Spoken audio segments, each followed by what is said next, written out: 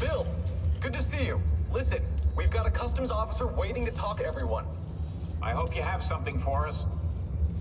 Absolutely. Passports and papers for everyone. Ah, brilliant. So I'm what? A neurosurgeon now, am I? You're a medical team from SUNY Upstate. Just back from Rome with your patient. Experimental gene therapy. Good work. Let's get this over with.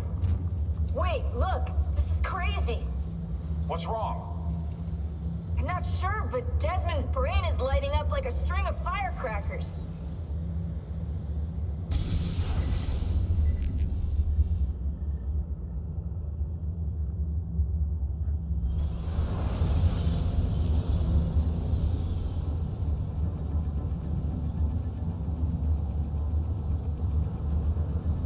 Here it comes! What is that? What's going on? This is the end, Desmond. Scheduled for deletion.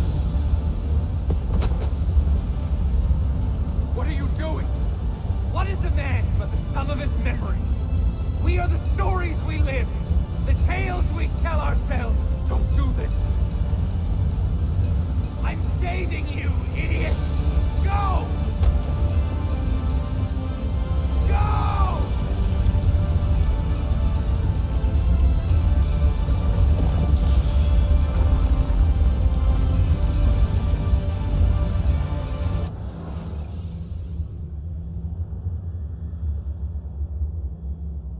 Write these lines with a steady hand and a light heart. We are in Acre now, Sophia and I, with the 5 Masyaf keys in our possession, and all the time in the world. Sophia is a seasoned traveler, and a fine companion to have so far from home. Tomorrow we will make our way to Masyaf, and once there, into Altair's library, to fulfill our father's forgotten dream. Forgive the shortness of this letter, dear sister. For it is late, and we are tired. Perhaps, with luck, the next words you hear from me will be in person. Con affetto, Ezio.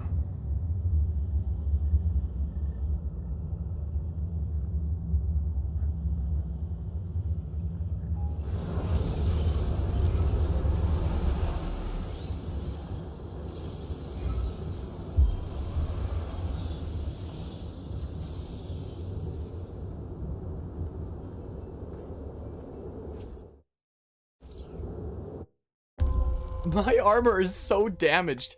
Ezio and Sophia have arrived at Masyaf after many weeks of travel. Time to open the library. Come, we must hurry. Okay. Such a climb. È così bello qui. This is where your order began? It began thousands of years ago, but here it was reborn. By the man you mentioned, Altair? Altair ibn La'ahad. He built us up and set us free. He saw the folly of keeping a castle like this. It had become a symbol of arrogance and a beacon for all our enemies. And the mandate for menacing hoods? Was that his idea as well? You mentioned a creed before. What is it? Nothing is true. Everything is permitted. That is rather cynical. It would be if it were doctrine, but it is merely an observation of the nature of reality. To say that nothing is true is to realize that the foundations of society are fragile, and that we must be the shepherds of our own civilization. To say that everything is permitted is to understand that we are the architects of our actions, and that we must live with their consequences, whether glorious or tragic. Do you regret your decision to live as an assassin for so long? I do not remember making that decision. This life, it chose me. For 3 decades, I have served the memory of my father and my brothers, and fought for those who have suffered the pain of injustice. I do not regret those years, but it is time to live for myself, and let them go. Let go of all of this.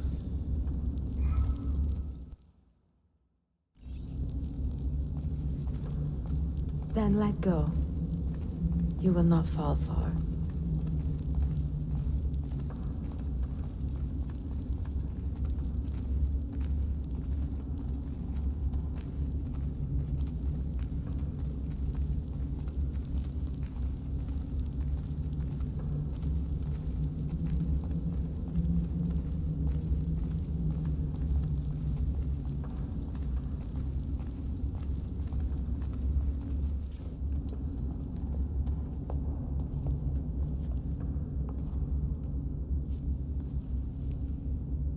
The end of the road.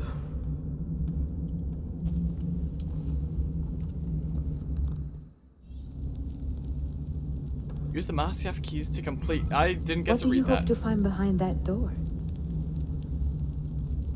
Knowledge, above all else. Altair was a profound man and a prolific writer. He built this place as a repository for all his wisdom. Get He hints. saw many things in his life, and learned many secrets, both troubling and strange. Knowledge that would drive lesser men to despair. The heck am I supposed to? Does that worry you? I don't get it. Sophia, you should know by now that I am not a lesser man. Ezio. Oh, eagle sense. Oh.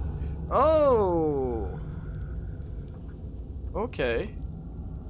So that one goes there. Those diagrams look like constellations, Ezio. Capricorn, the Okay, Eagle, so like... the Sagittarius. Perhaps the keys belong to one of them. Huh. Oh, did they all go into just one? You have 5 keys. Oops. So they must fit Oops. a constellation with I hit only get 5 hint again by stars, accident. no? Okay. So it's like this.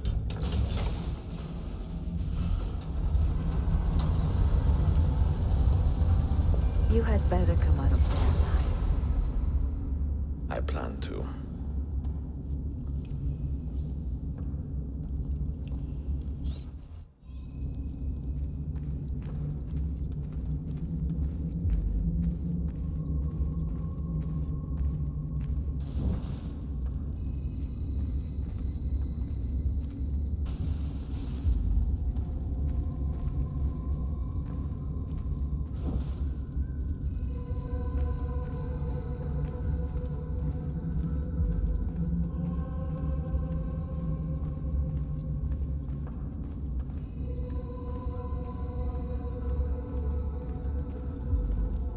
No books. No wisdom. Just you, fratello mio.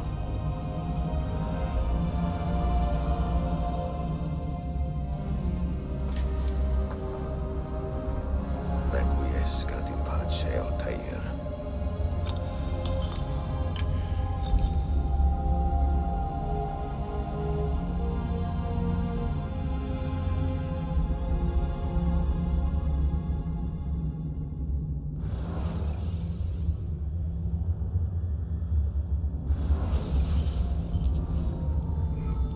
You have seen to my books.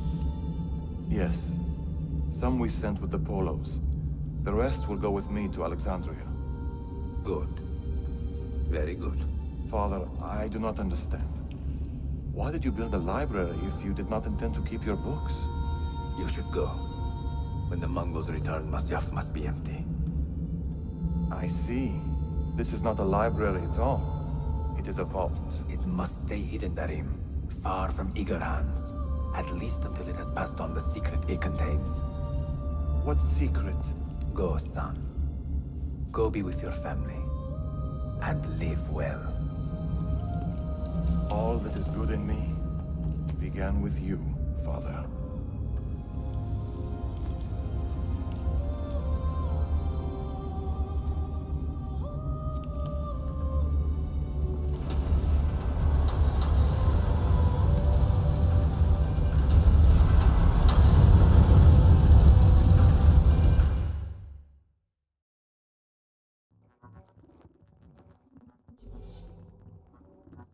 In much wisdom is much grief, and he that increaseth knowledge increaseth sorrow.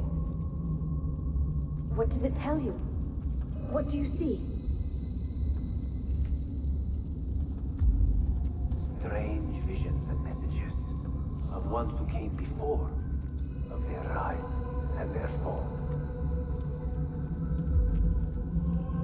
But what happens to us, Altair? To our family? What does the apple say? Who were the ones who came before? What brought them here? How long ago? Get rid of that thing! This is my duty, Maria. If you are asked, say I sent the apple away. Tell them I sent it to Cyprus or Cipango or that I dropped it into the sea. Tell them anything to keep men away from this place. This apple must not be found. Not until the time is right.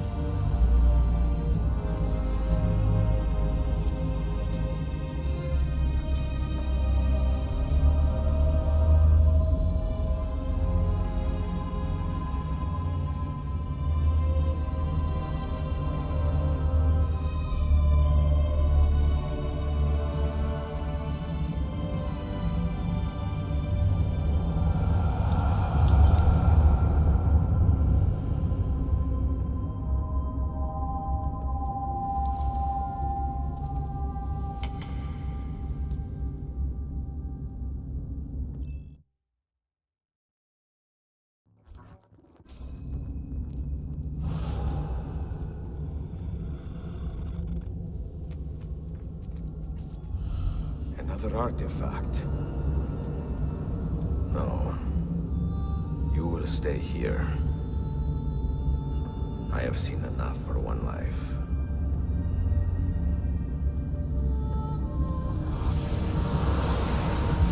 Desmond?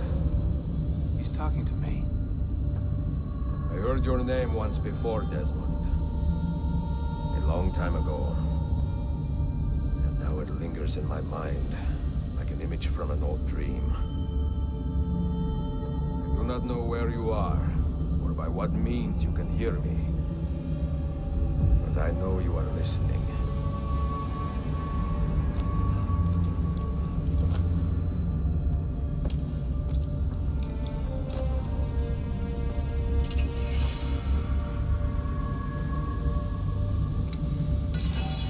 I have lived my life as best I could, not knowing its purpose, but drawn forward like a moth to a distant moon.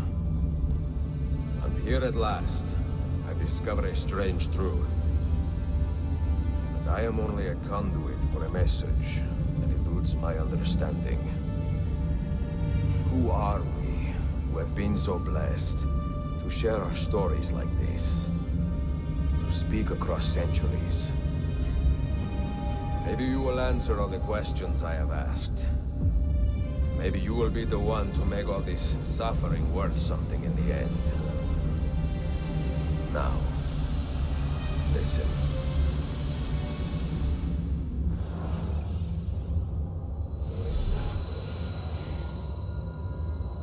Do you hear me, Cypher? Can you see me? Ah, there you are. Good. A strange place, this nexus of time. I am not used to the calculations. That has always been Minerva's domain. I see you still have many questions. Who were we? What became of us? What do we desire of you? You will have your answers. Only listen, and I will tell you how. Both before the end and after, we sought to save the world. We built vaults within which to work, each dedicated to a different method of salvation. They were placed underground to avoid the war which raged above, and also as a precaution should we fail in our efforts. Each false knowledge was transmitted to a single place.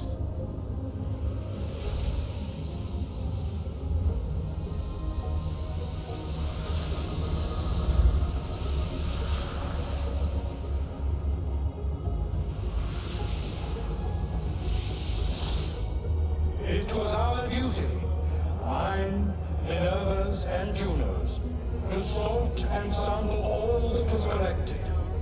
We chose those solutions which held the most promise, and devoted ourselves to testing their merits. 6 we tried in succession, each more encouraging than the last, but none worked. And then the world ended.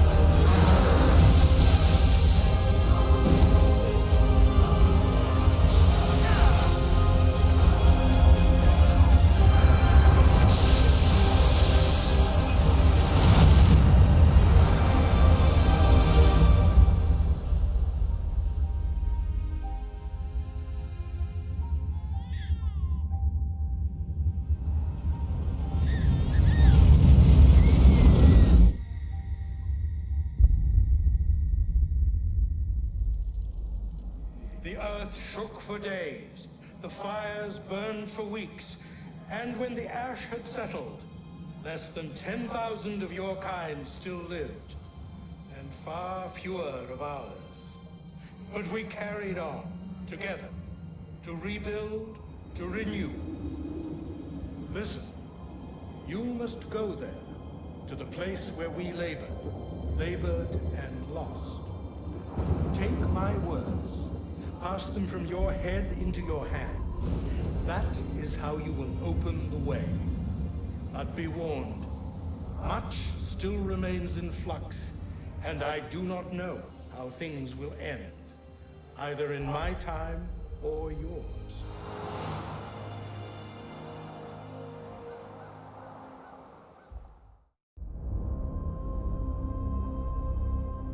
Wait, look, his vitals are stabilizing. Something's happening. He's moving. Desmond, can you hear me? Son?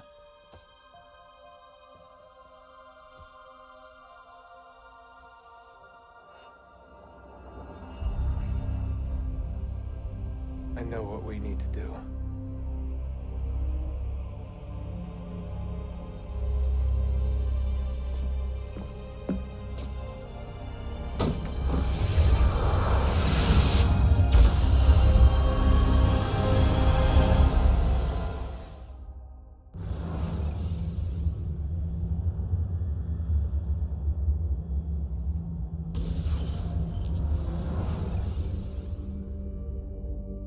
Well, that's the end of Assassin's Creed Revelations. That was the first time I've actually played that game. This music, this leitmotif here that's used during the credits and in a few places, sure is something I gotta say. Anyway, so that's the basically the second last game in the kind of Desmond story. Maybe third last if you want to count Black Flag as well, because it sort of has to do with the Desmond story as well. Sort of, not really. But essentially, the series up to this point was basically leading up to Assassin's Creed 3 as the big finale of it, which like it sort of does. AC3 is kind of weird. It's kind of a strange game. Anyway, that was my first time ever actually playing Revelations. I knew roughly what happened just from looking into it in the past, because my first title that I hopped into was AC3, so a very long time ago. Like, I decided I would look into the story of the other games, just that I could be caught up and such on the overall story. So, it's been a very long time since I've been updated on the story of these games. Now, overall, I felt like the story was easier to follow than things like AC2 or Brotherhood, where I felt a little bit lost sometimes with it jumping from bit to bit. I definitely felt like it was easier to understand this time. It was a lot more like toned down, simpler and such, to be something that, you know, dummies like me can be like, hey, I can follow what's going on, instead of it hopping from completely different things one sequence to another, and me being like, what's even happening anymore? The story, I'd say, was definitely enjoyable. The modern day story, as opposed to Ezio's story, was, you know, it's something that's interesting. I like how it was handled in this game. How it handles the modern day story going forward, I don't really like as much as the series goes on. Through Ezio's story, though, that was the last game in Ezio's trilogy. Oh? What's this?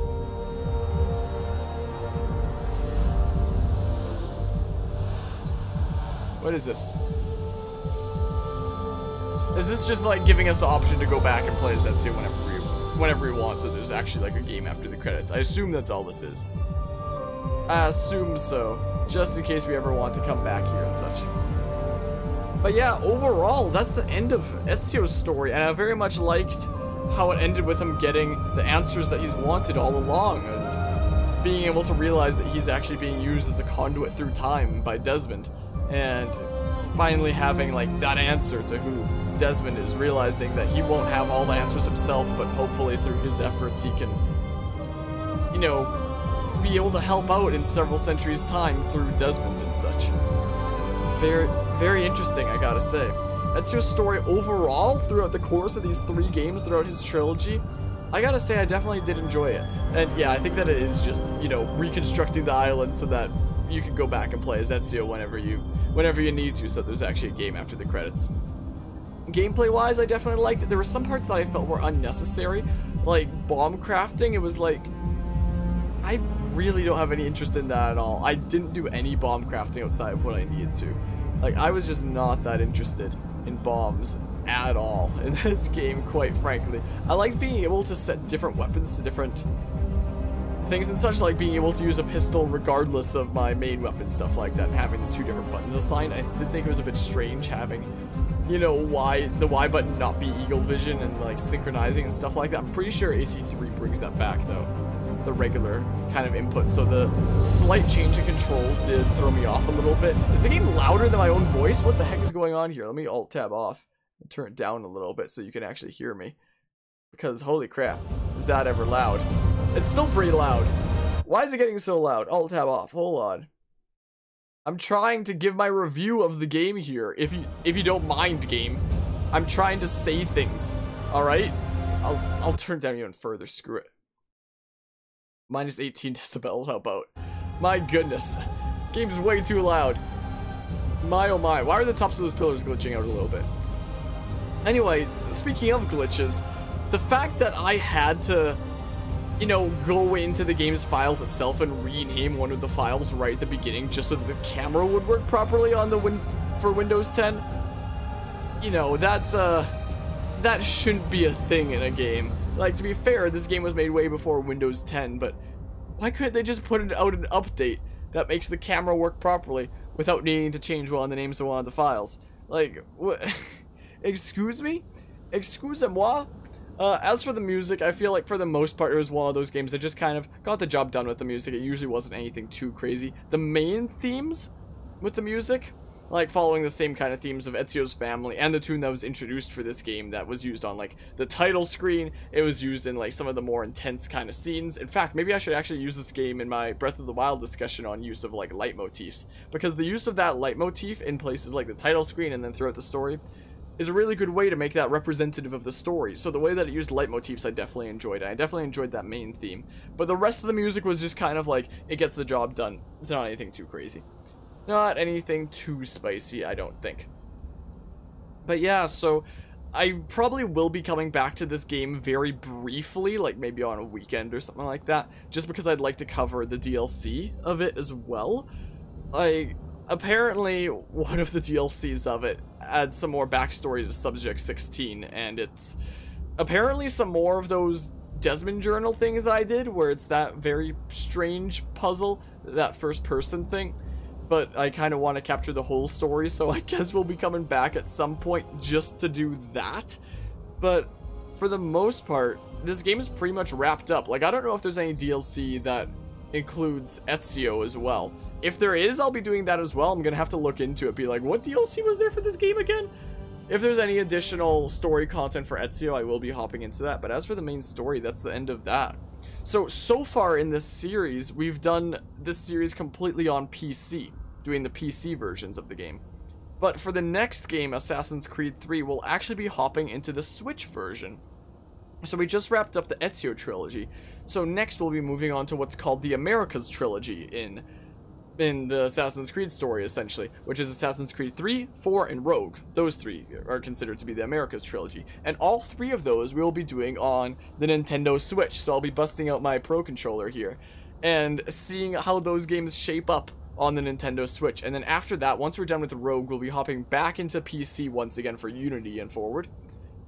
But yeah, for that trilogy, so it's going to be like completely PC, except the Americas trilogy is going to be on the Switch. So it'll be interesting to see how you know, how it works on the Switch and how it shapes up on a handheld console. I believe you have a trailer for that, what, AC3? Or Rogue or some such? Or Unity? A whole bunch of different things. Should I skip the rest of this? Oh, there's just a pause screen. Yeah, I guess that's the end of that. So yeah, I have the Switch versions for Assassin's Creed 3 and 4, or / the Rebel Collection it's called on the Switch.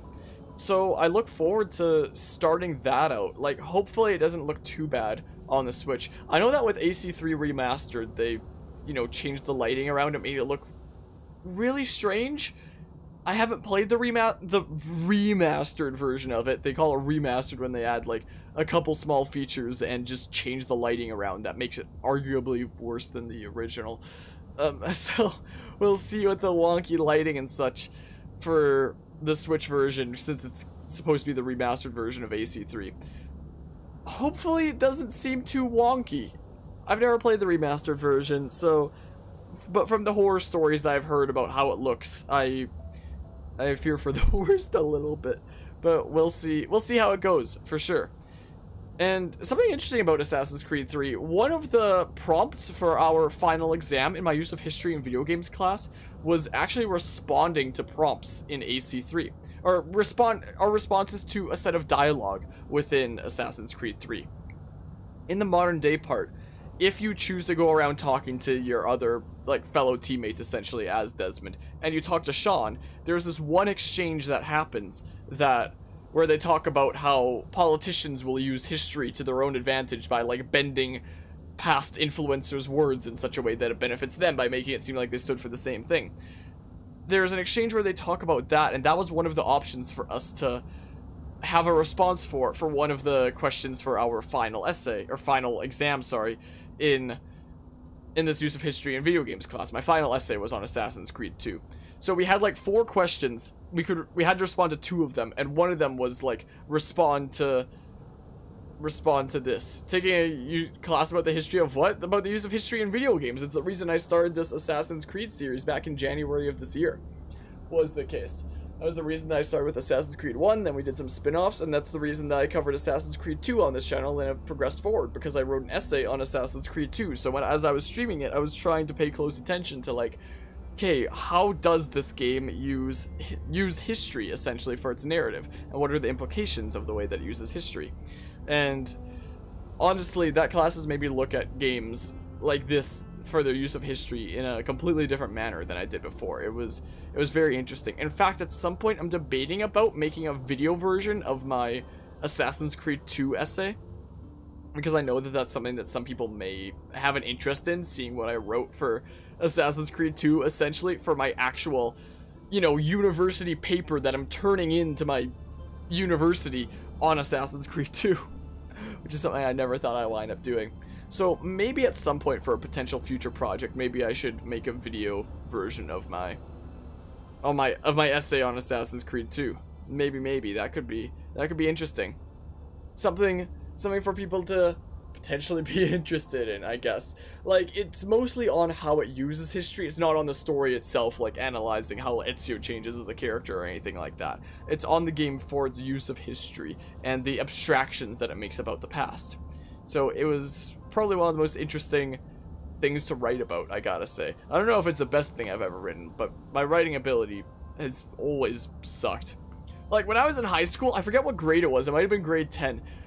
On a social studies midterm, we had to write an essay, and there was like 10 possible points that you could get, where it's like 1 point is for like writing your name in the title and stuff like that. 1 point is for at least 4 good arguments. 1 point is for yada yada yada. I got 1 out of 10. 1 was for like writing my name in the title and stuff like that. So writing hasn't exactly ever been my strong suit. My writing is the kind of thing where it's like, I look at it and it's like, okay, this isn't half bad. Like, this seems like it's pretty good in my eyes, at least. But then I actually turn it in and my grades literally always wind up terrible, and I never know what I'm doing wrong. So, you know, maybe one day I'll share my Assassin's Creed 2 essay.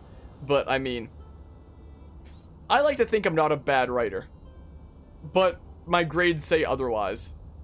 Yeah, I wasn't referring to what hand I write with, though. It wasn't quite what I was referring to.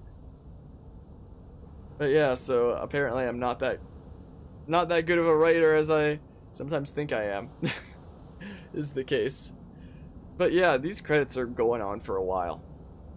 So the whole story of this series has led up to Assassin's Creed 3, which takes place in revolutionary America, with the first new assassin in a while, since we've stuck with Ezio for 3 games. And ever since then, it's been the same kind of format of having a completely different protagonist each time. Like, this was the only time where they followed, like, Ezio and Altair for multiple games, with Ezio having a trilogy of games. But, like, from this point onward in the series, each game has its own different protagonist and such, and its own slightly different time period and such. So yeah, and the next time we'll be hopping into the story of another assassin. It's a little bit saddening to say bye to Ezio after 3 games worth of following him, a whole trilogy worth. Technically 4 games if you include Assassin's Creed 2 Discovery. That game was terrible. But yeah, just good at stories. Anything else by you sucks. Yeah, writing can be very difficult, I gotta say. These credits sure go on for a while. So we might not be completely done with this game yet, because I may come back just to wrap up whatever DLC content there is. But for the most part, next time we'll be hopping into Assassin's Creed 3 on the Switch. So it'll be AC3, AC Liberation, AC4, AC Freedom Cry, AC Rogue. Because there's like some other smaller stories that happen throughout the America's trilogy. But for the most part, it's 3, 4, and Rogue. And 4 and Rogue are my favorites in the series. Like, I remember actually quite liking AC3. There are definitely some problems with it, but at the end of the day, I definitely did wind up enjoying that. So I do look forward to trying it out on the Switch and seeing how it holds up, especially considering it's a handheld console, seeing how exactly it works on a handheld, being able to take Assassin's Creed on the go, especially with AC4, considering how open world of a game that is, just being able to explore and do so many things. I love that game. I love AC4 so much. It's so good. Being able to venture around on your ship in the little handheld mode in one of the most fun open worlds I've ever seen. Why do these credits keep rolling? Why can't there just be like more names happening faster so that it goes by sooner? Like, I get it. I get it. Like, there's only resume. There's no skip. There's no skip or anything like that. I'm pressing all the buttons, man. I'm pressing all of it. Well, I don't really have a whole lot else to say. I look forward to starting the next playthrough. AC3 actually does have some pretty jamming music here and there, at least by some of the themes. So I look forward to experiencing that music, which is a lot better than what's playing right now, I suppose. Man, I'm out of things to say, but the credits keep rolling. It was really strange how with the journal entries of Desmond, it like closed the game and opened another game, essentially. That was pretty weird, so I assume if we do like the Subject 16 version of that it'll be something similar that happens. I assume. But yeah.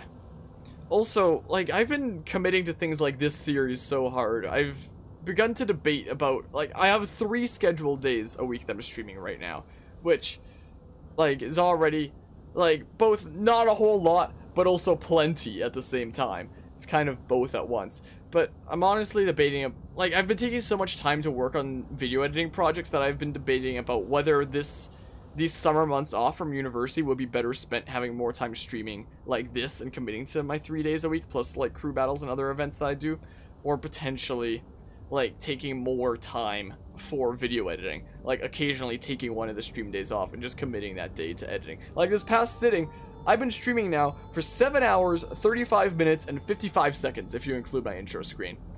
So, you know, I could have finished, like, maybe 20 minutes more of my Breath of the Wild discussion that I'm working on right now. So I was like, should I commit to stuff like this more, or should I commit more to my video editing projects? So, like, this wasn't something I was planning on talking about on stream today, but the credits just keep on rolling for so long. This is the main theme that I was talking about that has, like, its leitmotif reused throughout the game, which is really good. But anyway, it's like there's so many things I'm doing at once, and it's like I'm already running out of so much time. Like, the time of streaming this is May 25th. So, like, we're already like a month into my 4 months away from university, basically to the end. But yeah, gonna head out. See ya. Alright, take care, Super Hyper. So, we're already like a fourth done of the time that I've had to do that. It feels like time is going by so fast and that I'm not getting enough done of what I need to, even though I'm literally always working on something, pretty much. So yeah, I'm wondering how exactly my time should be spent, like if I should potentially take even a step back from streaming to commit more to the YouTube side of things and see where that takes me, because that has way more of an opportunity for growth than just streaming on Twitch like this does typically. Like, stuff like this is not typically gonna get a whole lot of new faces around the stream. So, like, I wonder if I should be taking more time and spending more of my efforts in the video editing side of things and really trying to throw more things at the wall, trying to see what sticks until I can actually try to make something of this whole channel and whatnot. And I feel like I'm running out of time to do so already, being like a month into it already and having done what feels like basically nothing. Like, I'm committing to playthroughs and getting some of that stuff done, but in terms of contributing to things that actually have the potential to you know, push the channel forward and stuff like that, like highly edited videos, I feel like I haven't really done anything like that. And things that I have done, like Challenge Mode Episode 2, for example, is stuff that people just don't really care about. So I feel like maybe I should spend more efforts, like, working towards trying out new things until something does stick and something can help me take this forward, instead of feeling like I've just wasted over a month of time doing playthroughs like this that nobody watches, you know. But yeah, we'll see what happens. But I appreciate it though, Lyrical. I appreciate the words, but yeah, I'm debating exactly how I want to bring this whole Twitch channel and YouTube channel. Again, this wasn't something I was debating about talking about on stream today, but I am now, since the credits are taking so long to go by. Like, it really makes me wonder how my efforts are best spent, because, like, the past month does very much in a way feel like it was wasted, essentially. And it makes me wonder, like, how I want to commit to stream stuff going forward, for example. Like, for example, the past weekend, and if you include Friday as well, I streamed like 5 crew battles for VGLS or something like that. So doing that, plus taking the time to edit those, and develop thumbnails and metadata and the whole description, I've begun to notice about how much time it takes up, and about how much time the hours that I put into video editing can really get me using that same time. So, they have a bunch of Getty images, apparently. So even projects like helping out Smash crews and events and stuff like that, it makes me wonder if in the long run, if it's something I'll be committing to. Like, for now, I'll definitely be sticking with them and helping out where I can, but it's gotten to the point where it's like, if somebody around the crew got a capture card in their own stream setup and was able to get things going, I would not at all mind being replaced, honestly, at this point. And now we're back on the island because we need to have some place that we can still play things and stuff. And junk. Like, I don't know if there's any DLC stuff for Ezio to do. Yeah, that was some very long credits. But yeah, it's made me wonder how much I want to commit to each of these different aspects. Like, to what extent do I want to commit to crew battle events and such when it comes to Smash Ultimate? Because weekends like this last one really showed me just how much time it can take up. I probably could have doubled the amount of video editing I had done on my current project, for example. So it's made me wonder, like, is this something that I want to commit to in the long run? Is things like helping out with Smash Crews? And is streaming like this something I want to commit to in the long run? Like, this is an almost 8-hour stream. Like, if I had spent this working on video editing, like, how much could that have done? So right now, I'm basically in a big debate with myself about, like, where my priorities lie. If I said that when it ended 10 seconds later, well, it's been done for... It was already done when that was written because of stream delay. Ooh, can I back eject? Wow, look at that. But yeah, so, that, again, a conversation I wasn't planning on having on stream. It's been my own private thoughts until this point. So right now I'm basically in a big debate about like where my priorities should lie when it comes to content creation in general. Also, I said it was May 25th when this was streamed. This is going to be uploaded so much after May 25th considering how much of Assassin's Creed I've been streaming, so how much of these episodes are done in advance. Like, at the time of streaming this, Assassin's Creed Brotherhood isn't even done its uploads yet. In fact, I think, what part did upload today? It was like 20-something of Assassin's Creed Brotherhood. We're like in the mid-20s of that. Yeah, because of stream delay, is what I was saying. Because of stream delay is why that was. But yeah, I'm gonna head out for now. I'll try to figure out what exactly my priorities when it comes to streaming stuff are. I might be hopping into this game a little bit more for any DLC stuff. Like, I don't see any DLC missions on the map. It might just be the Subject 16 stuff. I'm not sure what else there is. Yeah, I don't see any special markers on the map like there was during Assassin's Creed Brotherhood or anything like that. So yeah, for now I'm gonna wrap this up. We'll be doing a little bit of DLC of this game in the future, and then be hopping right into Assassin's Creed 3 to start out the Americas trilogy, which is probably my favorite entity within the Assassin's Creed series, honestly. I had fun trying out the Ezio trilogy for the first real time, and the first 4 games that were off of this engine. Finally getting the chance to have a deep dive into them, but we're like, you know, 5 months into this series now for past the first 4 games. And yeah, I'll be back with some more of this stuff in the future, but for now, I'm out of here, so see ya.